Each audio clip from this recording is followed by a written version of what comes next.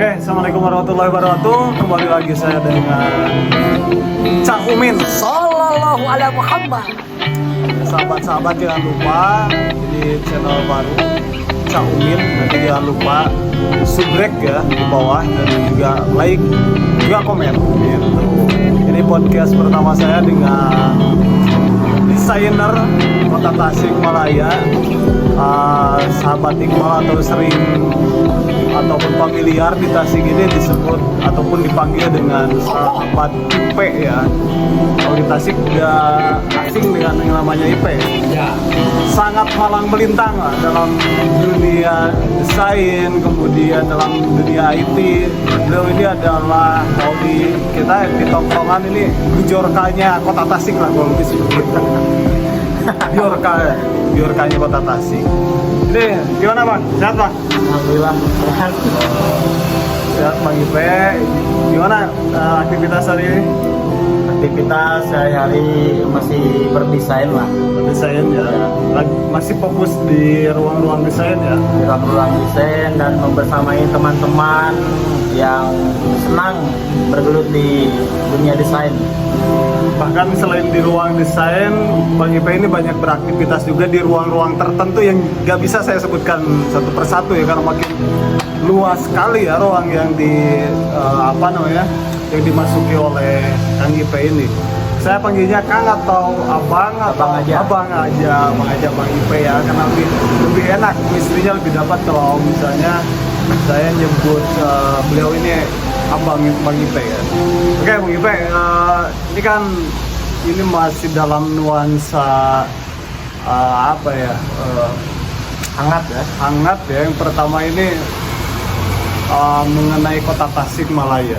Kota Tasikmalaya emang gak asing mungkin di telinga teman-teman yang ada di Indonesia ya dengan Kota Tasikmalaya, baik dengan julukan kota santrinya, baik dan julukan dengan 1000 bukitnya, baik dengan koperasinya dan lain sebagainya. Sangat unik lah dan juga kompleks ketika kita berbicara mengenai Kota Tasikmalaya.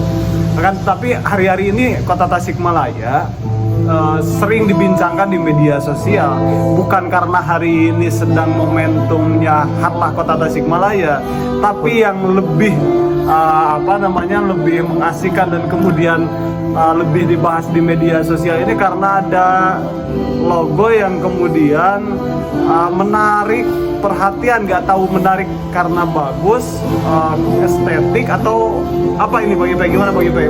Tanggapan logo Kota Tasikmalaya yang hari ini banyak diperbincangkan di media sosial. Kalau saya menanggapi nggak terlalu banyak ya. Kang Umin apa Cak Umin? Cak Umin aja. Berarti orang Jawa ya? Enggak, Cak itu sebetulnya bentuk kasih sayang dari seorang guru kepada muridnya gitu. Kalau Gus itu udah level anak kiai lah. Kalau saya kan bukan anak kiai juga, cuma itu bentuk klaim bahwa saya ingin menjadi anak kiai, kurang begitu lah. Oke, untuk logo sih yang saya berikan kepada teman-teman desain khususnya di Kota Tasik, saya memberikan kepada teman-teman itu untuk brandednya masing-masing. Contoh kecil, misalkan ada salah satu orang peserta yang berinisial R, itu bisa diambil dijadikan logo si R tersebut. Misalkan Radit bisa dijadikan RDT, itu bisa dijadikan logo type. Namun untuk Kota Tasikmalaya ini saya harapkan berarti logo angka gitu bisa dijadikan logo berupa digital. Namun yang sekarang hangat itu lukisan dijadikan logo. Terus yang saya mau dibahas itu dari Mas Rio Purba. Mas Rio Purba itu mengatakan bahwa lukisan tidak bisa diaplikasikan kaos, bordir, dan juga untuk jadi intinya logo lukisan sulit ditempelkan kepada banyak media. Contoh kecil, lukisan dijadikan bordel bisa tidak? Menurut saya dan pendapat Mas Rio Purba, salah satu desainer internasional, beliau mengatakan bahwa lukisan tidak bisa untuk dijadikan bordir. Biasanya di hari-hari besar kota maupun kabupaten logo kota itu biasanya dijadikan door prize, biasanya kaos dijadikan door prize, dibagiin dijadikan hadiah. Nah misalkan ada kaos yang berlogo kota, biasanya sulit kan dijadikan bordir, bahkan dijadikan sablon. Kalau output sablonnya plastisol ya kan, itu tidak bisa dijadikan ditempel di screen. Jadi di media plastisol itu ada pemecah warna. Ya, kalau aku menganggap bahwa persoalan masyarakat awam ya yang memandang lukisan dan juga logo. Kalau lukisan identik dengan seni seni rupa gitu ya. Kalau misalnya tangan itu seni rupa ya, seni rupa itu lebih indah dan kemudian lebih estetik ketika lukisan tersebut itu disimpan di dinding dan kemudian kita nikmati gitu. Gak elok juga kalau misalnya lukisan dijadikan logo, ditempel dan juga disimpan di tempat-tempat yang kemudian kurang pas untuk enak dipandang.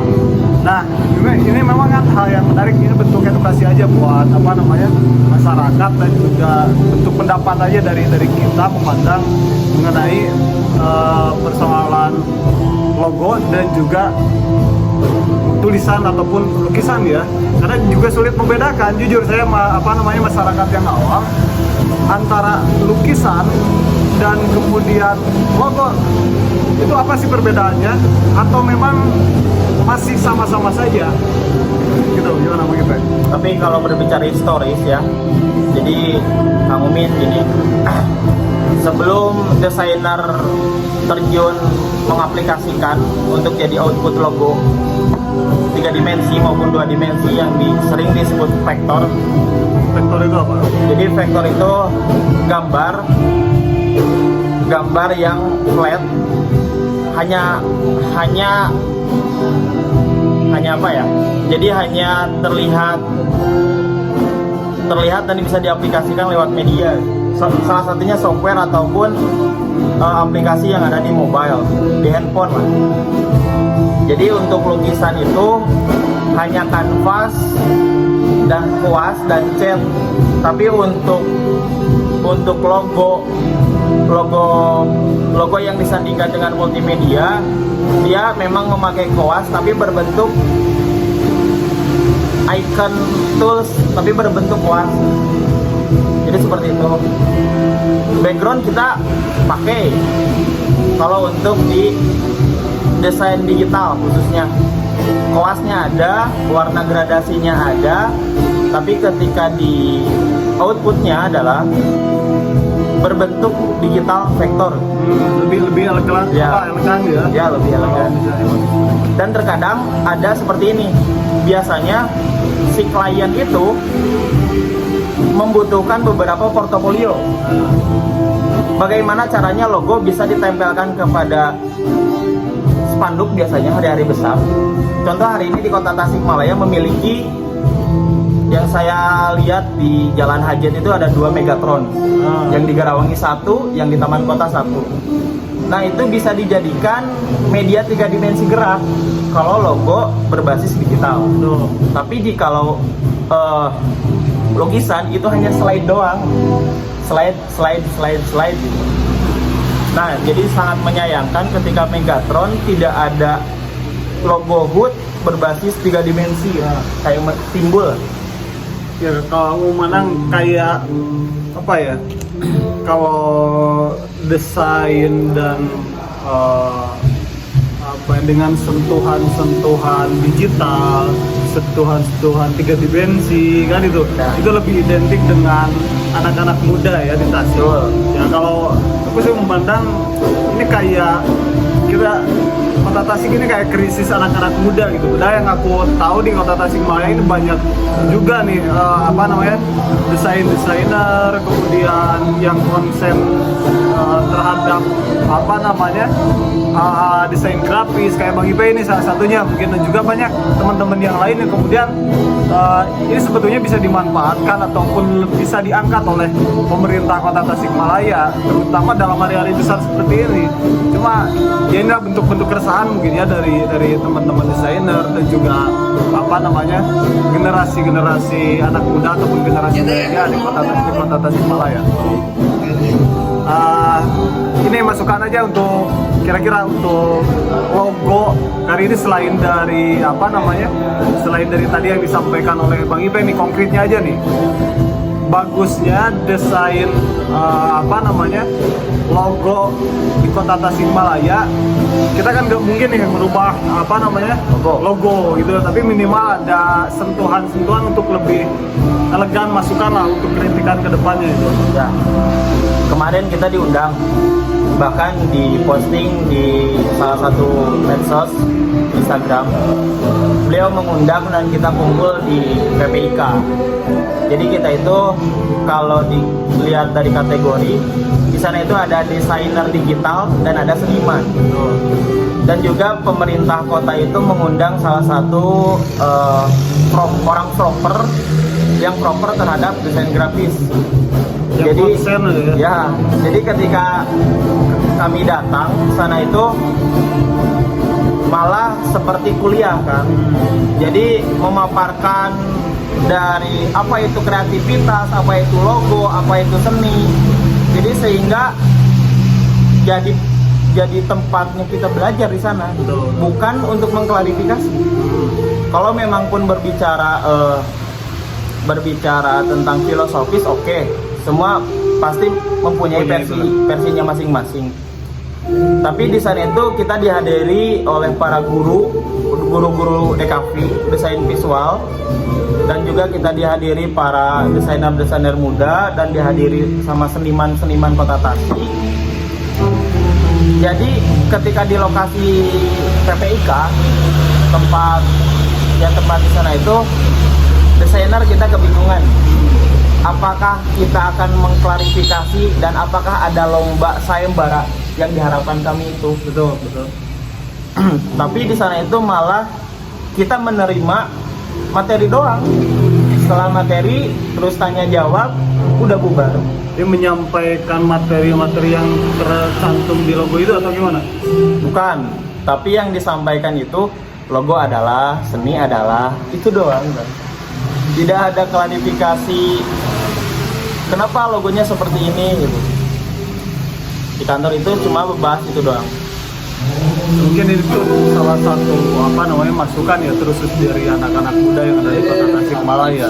Intinya pemerintah kota tidak ada kerjasama dengan kreatif muda.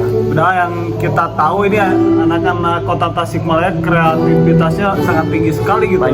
Banyak ya, bahkan gak sedikit lah kreator-kreator juga orang-orang kreatif yang berasalkan dari Tasikmalaya.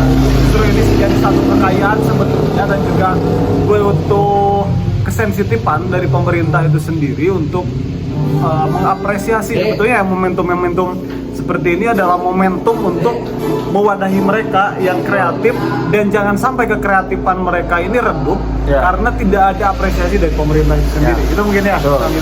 Nah, itu mungkin teman-teman, ini adalah satu keresahan sebetulnya kenapa kita bikin bikin diskusi kayak ini. Mungkin teman-teman juga sama merasakan hal yang sama dan juga ingin mengkritik mengenai logo ataupun desain yang kemudian hari ini sedang ramai diperbincangkan di media sosial ya. Ini bukan untuk menyudutkan, tapi ini bentuk kritikan yang kemudian kritikan membangun lah. Untuk sekitar ada 6 logo Kang yang bikin di Kota Tasik dan tidak direspon sama sekali. Itu dari desainer ya, dari desainer yang rela untuk Kota Tasik tanpa dibayar. Kalau misalnya pemerintah kota krisis dengan APBD-nya, maka intelektual desainer siap untuk menyumbangkan ide dan gagasannya untuk Kota Tasikmalaya. Dan jujur ya, saya bangkit karena Kota Tasik di-spill sama salah satu YouTuber Kang. Salah satu YouTuber dia mengatakan, saya ikhlas, saya ridho, gratis tanpa uang apapun. Saya akan buatkan logo untuk Kota Tasik. Dia kan orang Jakarta. Ya, saya orang Tasik tersentuh lah. rela lah untuk kota Tasik sendiri. Bahkan katanya yang mendesain apa itu tuh, mendesain logo Pertamina ya. Terus siapa itu? Pertamina, KAI, sama BUMN, dia desainer itu. Betul. Oke, mungkin seperti itu dulu Kang Siap. Ipe. Terima kasih untuk teman-teman. Ini adalah podcast pertama, mudah-mudahan kita bisa konsisten ya, Ya. berdiskusi, mengedukasi, bahkan mungkin sekaligus mengkritik ya, mengkritik hal-hal yang kemudian perlu kita kritik.